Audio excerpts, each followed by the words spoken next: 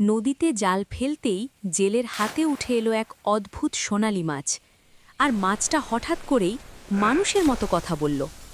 অবাক হয়ে জেলে জাল খুলে দিলে মাছটা ধীরে বলল, আমাকে ছেড়ে দাও, আমি তোমার একটা ইচ্ছা পূরণ করব।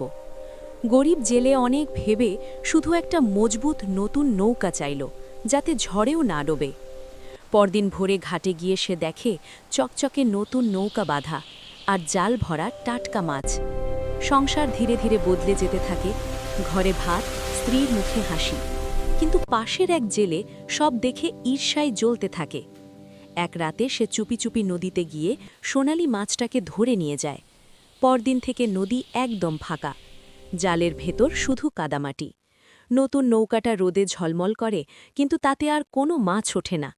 জেলে নদীর মাঝখানে বসে থাকে, পানির দিকে তাকিয়ে, যেন কারোর জন্য অপেক্ষা করছে। যদি গল্পটা তোমার হৃদয় ছুঁয়ে থাকে, একটা লাইক দিও, আর এমন গল্প শুনতে চাইলে সাবস্ক্রাইব করে রেখো।